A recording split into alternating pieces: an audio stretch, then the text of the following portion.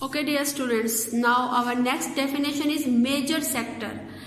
In our last definition we have discussed about the minor sector, which means that if the sector lies in a semicircle, and according to this the major sector, if a sector is greater than the semi of the half circle, then this is known as the major sector. This is like there are some examples of the minor and the major sector. Here I will mention these two sectors in this diagram. Dear students, this is the example of the major sector, because you can see that this is greater than the half of circle. This portion is the greater than the half of circle. So this is called the major sector, and this portion is smaller than is in the semicircle. So this is known as the minor sector.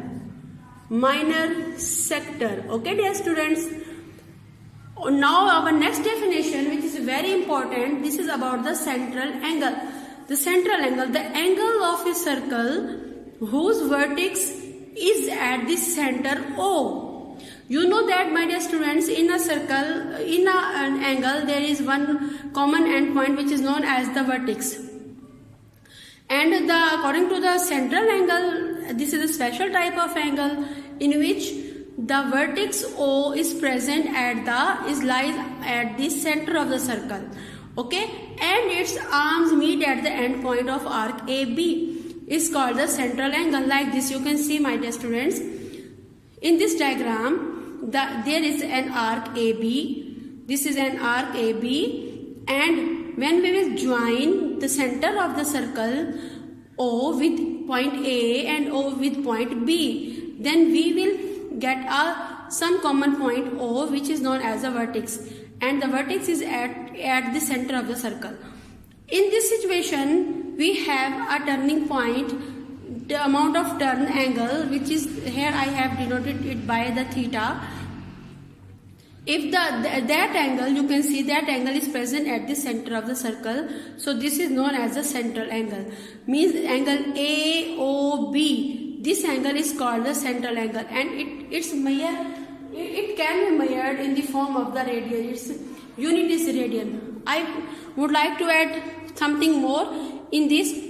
For example, there are two other angles are present here, like angle 1, and here is another angle 2. Dear students, these two angles, since you can see that these two angles, angle 1 and angle 2, these are present, these are lies at the circumference of the circle. So these two angles are called the circumangle. In this diagram, there are three angles. Angle theta lies at the center of the circle, so it is called the central angle. And the angle 1 and angle 2, these two angles are present or lies at the circumference. So these two angles are known as the circumangles. Dear students, this is the end of all the definitions of your page number 180, chapter number 9. Now we will move to our index. Our index is definition of chapter number 9. My dear students, you will write all these 12 definitions on your notebook as classwork. And after that, you will move to your homework. Do not write the index again. You will write this definition again as homework, and then you will learn, because these definitions are very important. In your board paper, they will carry 5 marks. So do not forget to remember this definition. I hope so that you have enjoyed. Inshallah, in our next lecture, we will start our theorems. Take care yourself, my dear students. Allah Hafiz.